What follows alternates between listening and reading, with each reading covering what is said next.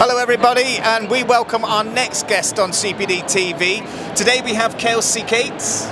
So Kelsey was the former head of live learning at Google and is now the founder at Playfully Works. Hi, Kelsey. Andy.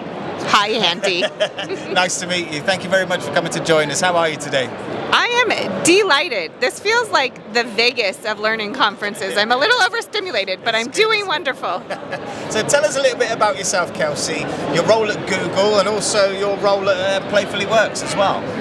Yeah, so I was at Google for 10 years. 9 of those years were in learning and development, and when I left Google, only 3 months ago, yes, I was the head of live learning experiences. So I looked after a huge global faculty team in our operations for dozens of learning programs, 30,000 Googlers. I loved it. I loved it. I got to be the one to support the magic of the team when they went into the classroom and were helping people learn and making sure those learnings sticked and were engaging and it was inspiring.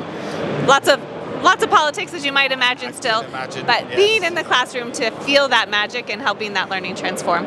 Excellent, excellent. So you've worked across startups of your own, not-for-profits. You spent over a decade, as you've said there, in one of the largest companies in the world. So how do those different environments shape the way you think about people and the learning that they actually need? I got that question beforehand, thankfully, because I had to think about it, right? I had to think, if you're in corporate at Google versus a nonprofit versus a startup versus like a tech consultancy, like how does learning change? I want to start with how it stays the same. I don't care where you're at. I mean, of course I care where you're at.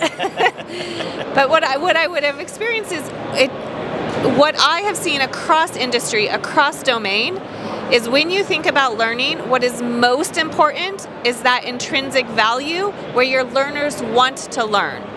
Right, and that's what changed, right? If you're opting into this and you're paying your own money, or you're doing this out of your own passion or purpose versus it's something you have to do, that's where it changes. But when you get the people that are doing it and feel like it's something they get to do, that's where real learning happens. And that's, I think, the beauty of like all the industries and where things are at. When you have that, that's where the impact is. But that isn't always the case in what you're doing, right? In corporate learning, there are things you have to do, where that's not always the case when you get to be more nimble or working in the startup or nonprofit space. And so I think part of that is how do you play in position with learning as something you get to do versus what you have to do, and that's a place I love to play in. Fantastic. So at Google, you were managing a program of 20 programs, 30,000 Googlers, as you said there, and a $5 million budget that I've got written down here. So how do we... Andy has done his homework. Yes. How do we even begin to manage a project of that scale? With a really, really good team, and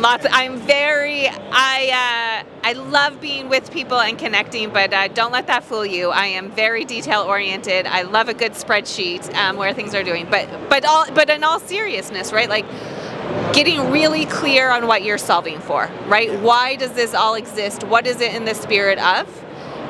Getting clear on that one thing, and then what are differences around that, right? So in APAC, we had to do a lot of specification for our special markets, right? When we were doing trainings in Japan, they had to be in Japanese. When we were doing them in Brazil, they needed to be in Portuguese. We couldn't so I had a very global team, and this is probably not new to those of you that work in global teams, but globally as consistent as possible for globally, and as flexible as necessary when locally. So really thinking when you're solving things and when you have that big organization, where can you be consistent, but when you're managing that level of scale, where do you need specific people to land things for you for a specific training or specific language, and really empowering your team to own and land that. Yeah, absolutely, absolutely.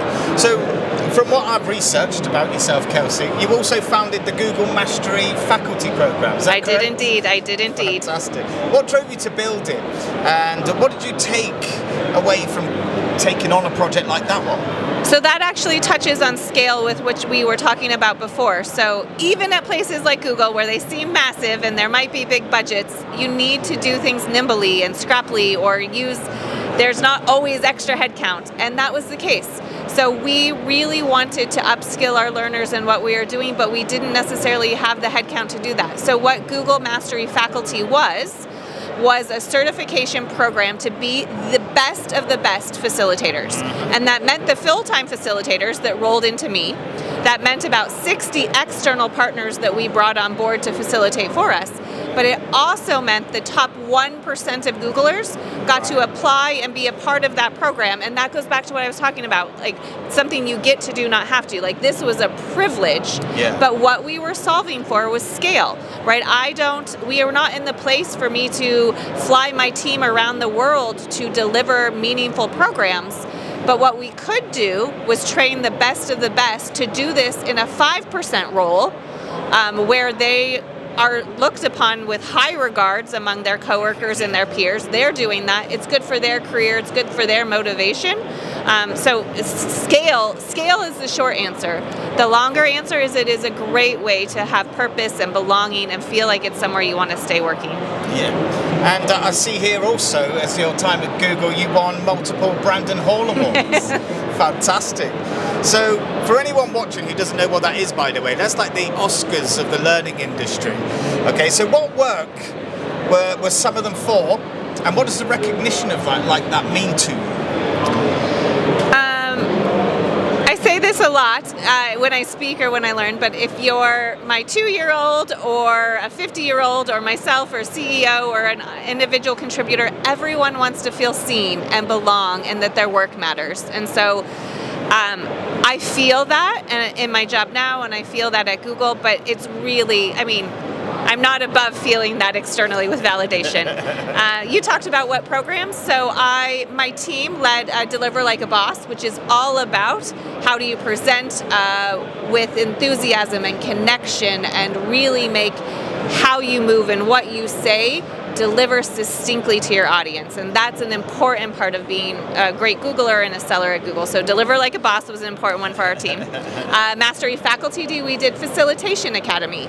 So the metacognition, the self-awareness, the understanding time management to really own a classroom, that was another program that we got an award for.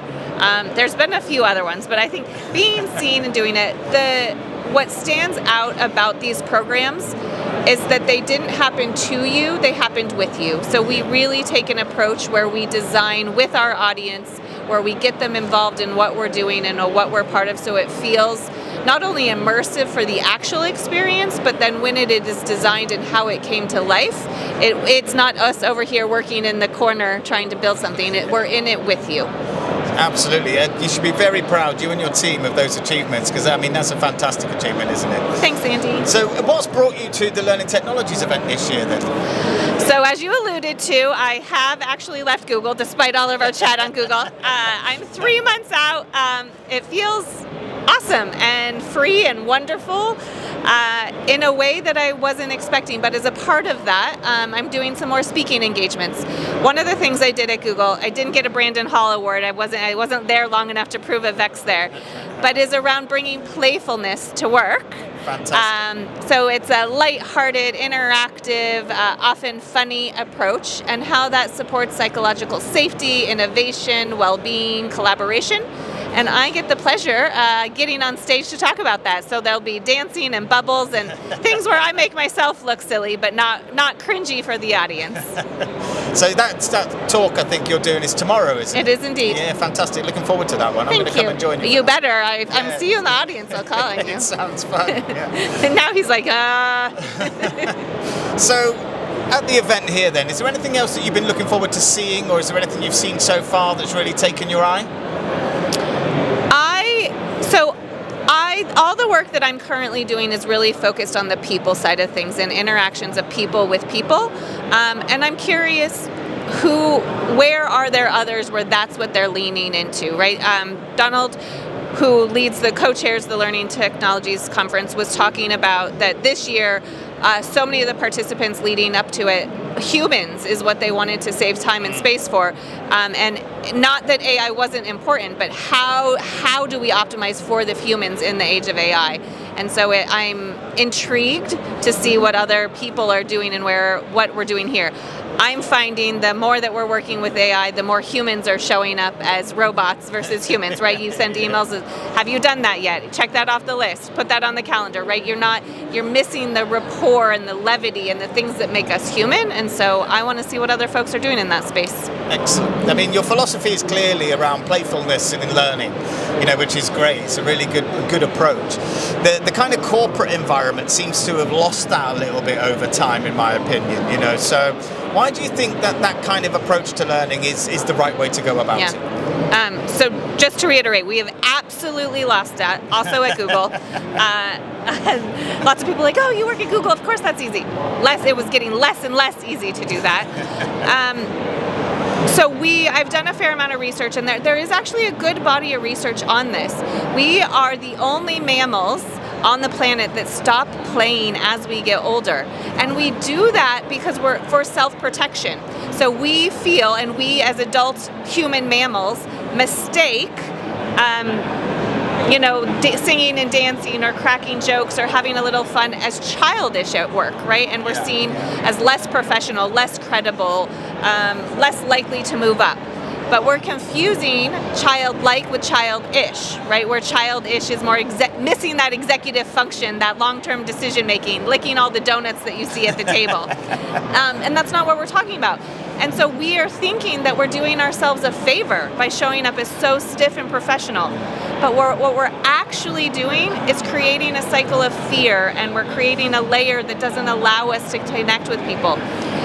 There's great new research out by Renee Poirier and a few others in this space late last year that actually shows that when a leader in a high competitive environment shows up as playful, they're actually seen as more likable, more credible, more trustworthy, because they're doing it with a risk that it might not be perceived well. Yeah. So when we think about that in a learning environment, if you want to learn, you need to feel safe. You need to be experimental. You need to take risks, but you're not going to do that if you feel like you're going to be judged or ridiculed. So if we can create learning spaces that feel free to be silly, to be goofy, to be wrong, to laugh, we are actually creating a place where we are going to be more receptive for that learning to be retained and to be open to what we're doing. Super. So, I'm just going to pick you up another time here. So you've studied in depth the neuroscience of learning at MIT, I believe. Yep. Nice one. So what does the science actually tell us about, the way that adults learn best, and how far do you think organizations are away from actually implementing that at the moment? We are so far away from that. Some things we are doing well, right? So adult learning says that we want to solve things on our own, right? We want to know immediately if we're learning something, how can we connect it? How can we make it relevant? We don't want all the answers told to us. We want to find those out. We want it to be experiential. We want to be part of the learning. In those ways, I think some organizations are doing a great job. Where we're doing a less great job, and this isn't necessarily unique to adults, but it's just about the realities of our brain, right? The idea that we go sit in a room one day and we've learned something and mastered it is such a fallacy, right? Our working memory only lasts, around 30 seconds. And if we really want to embed that knowledge, we need to come back. We need to have knowledge checks. We need to make it relevant and part of our life and part of our work. We need to recall that. And I don't, even at the most advanced and innovative places, I'm not seeing learning that is really designed for behavior change as much as it is like a checkbox to say that we've done it. Absolutely. Another string to your bow as well is that you're a Lego serious play facilitator. Andy, you really have done your homework. That sounds fantastic. So tell us a little bit about that. What does that actually mean? So when I am doing playfulness work, and I define playfulness, again, very broad, right? So it's not just games or movement or humor, creative play. It is all of those things. It's that lightheartedness and relaxed ego. Lego, literally Legos, is just another tool. But there's a great organization where you can get certified to be a facilitator, of course, which I am. And so when I'm coming in and maybe I'm trying to get a team to think differently and there's a certain way that they've done things, I can use Lego as a tool to do that, right? So I could use a stimulus and say, hey, everyone has a group of Legos. I want you to use Lego in a way that you've never used Lego before, right? And so maybe you connect the things where they don't always, the Legos don't connect fully. You do that and you can make a bridge, right, where you leave them open a little bit, or you connect them through the slots in the middle of the grommets. Had I known this question, I totally would have brought my Legos. I have a new purse, but normally I have like all sorts of things in there. No Legos in my purse today. But it is a kinesthetic way to do something, and you're actually, from a neuroscience perspective, I'm allowing dual encoding, right? So I'm talking through what I'm doing, but I'm actually using my hands as well, and so it allows that learning to feel more concrete, and you have that third place. I can talk about what I'm doing over here that detaches it from me as a person and judgment and where things are at, and so when that happens, you can almost get more honesty or more transparency, more metacognition and reflection about what you're learning when it's through an object that you're talking about or where you're creating. So net, it is a cool and fun tool that you can use. It's not, I don't use it all the time, but it's nice. It changes things up. Absolutely, it sounds great. It sounds like a really good way to deliver different ways of learning, if you know what I mean, to help it stick in people's minds. Definitely something different to try out. Yeah, absolutely. So you describe yourself as a theatre kid at heart, right? And the storytelling is the heart of, a big part of what you do and within your work. So how does that show up in the designs and the delivery of the training that you offer? Well, I say I've been doing a pretty shit job of it now because I haven't told you very many stories. But I'm happy to do that and happy to change that. So yes, as a little girl, I was in theater. So what I would say, actually, let me pause and just say what I think is interesting about me, and for those of you that are listening, I often get pegged, especially at events like this, as like extrovert or shiny yellow or very energizing. Actually, I'm an analyst at heart, right? I used to work in analytics. That's actually how I got into learning and development. I have a bachelor's of science, and my master's is all very analytical. Where was I going now? Oh, storytelling. I can't claim to do this. I love facts. I love data. I love evidence. I think it's so important. And we as humans, we can get bombarded with data and facts, and they tell you something, but they don't sell it to you, right? You need to, what I do feel passionately about is you need to emotionally feel it, and that's what a story allows you to do. It allows you to connect on an emotional level that data doesn't. I wish I had told you that with a story. I'll work on that for next time. So you've also written for Forbes, spoken at Corporate Learning Week, reached over 50,000 L&D professionals through podcasts. So what is the conversation you feel that the industry most needs to be having right now? Oh, geez. First of all, can I hire you as my publicist? You're making me look really good right now. What is the message that L&D most needs to... I want to answer this really sincerely and genuinely. In my experience, we have gotten so caught up on what we should do, or what the stakeholders are saying, or the stakeholders, right, often the most senior person on what they need to land, or what's the seat time, or what's the new technology.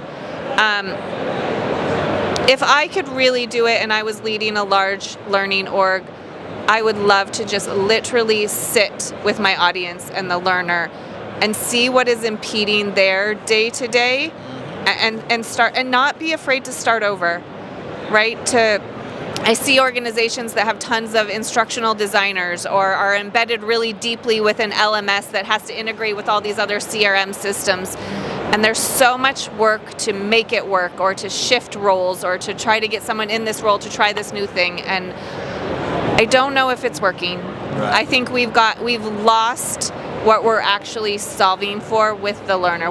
How do we make their job easier? How do we make them grow in their career? How do we make them feel safe to take more risks and do their job?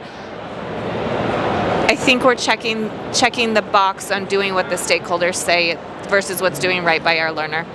Yeah, I think there might be quite a bit of that going on, especially in the corporate space. Yeah. Yeah, absolutely. So a question that I'm asking everybody, it's a bit more broad. So what does continuing professional development mean to you?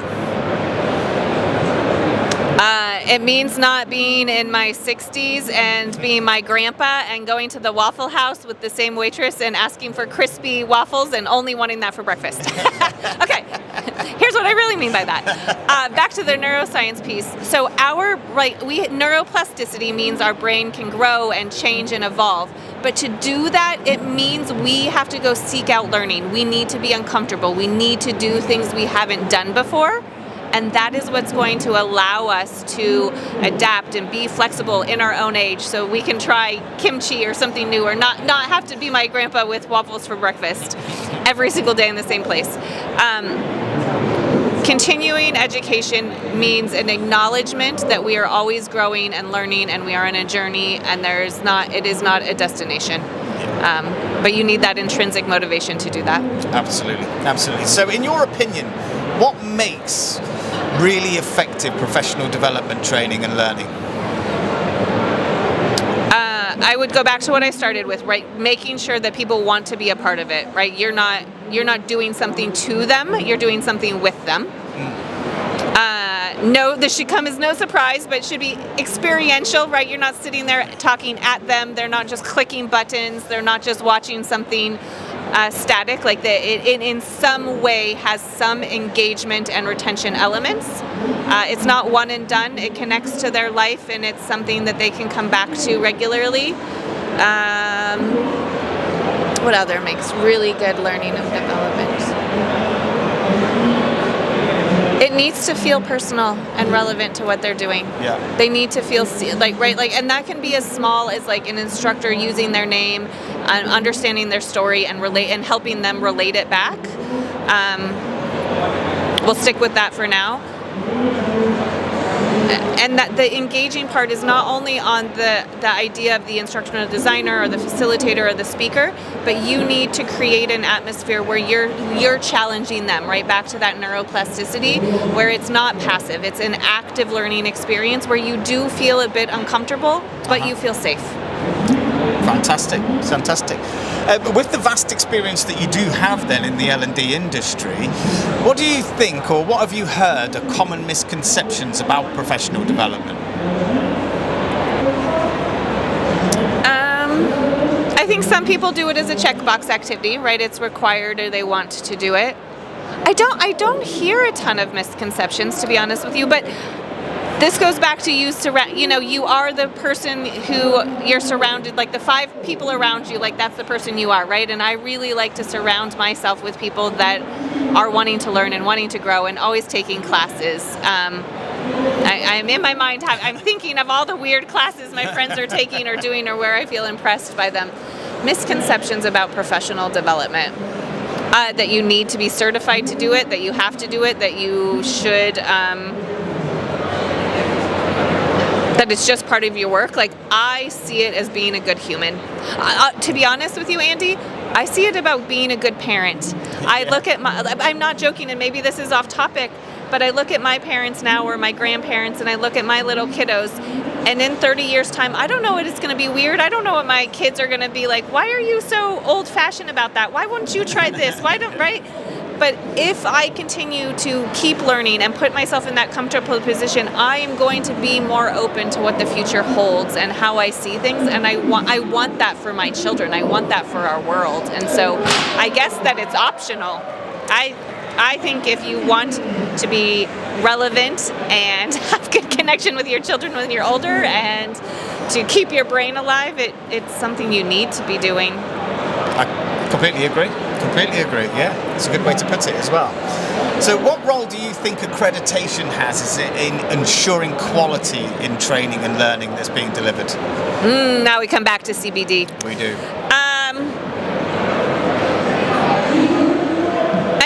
We've talked a lot about this, right? Not all learning is created equal. And I do particularly if you are doing it for an extended purpose or you're doing it for some application, and just because there's a lot out there, like you want it to feel worthwhile.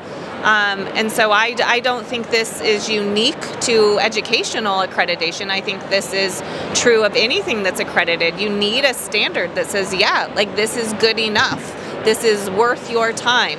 Yeah. The last thing you want to do is have someone who's a lifelong learner or interested in things start to take trainings or be part of opportunities that are a waste of time, and that turns them off Absolutely. from wanting to be involved in that in the future. So I think quality, so you don't waste people's time and they're continued to be open to it, is really critical.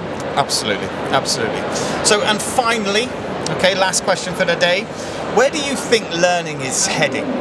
So it's a completely different landscape that we're looking at the moment. So what do you think the future of training and development looks like? Much more nimble. Absolutely. I'm like fighting myself internally from saying AI too much. I'm sure all your other guests have been on there too. Yeah, much more nimble, not so static. Not here's where this e-learning is, or here's where the LMS is, or here's when this learning is taking place. But the opportunity to engage with it right when you need it in the format that you need it, right? Is it video? Is it an e-learning? Is it a classroom opportunity? Is it an AI agent that you're using? I think there will still always be long form content and things over time. I think that's great, but I do see both personally and in other environments where that, I was gonna say bite size, that's so cliche, but I get, yeah, shorter form opportunities to lean in where you need it in the moment. That makes sense. Super. Well, Kelsey, thank you very, very much for joining us today. It's been a pleasure talking to you. I'm sure you were all very pleased to hear from Kelsey there. Now look Kelsey up at Playfully Works and see the work that she's doing, because it's fantastic, and bringing playfulness into learning sounds like the right way to be going. Kelsey, thank you very much for joining us. It's been an absolute pleasure. Andy, I am delighted I have a new PR rep, so thanks for the time. Super. All right, take care. Bye. See you again soon. Bye-bye.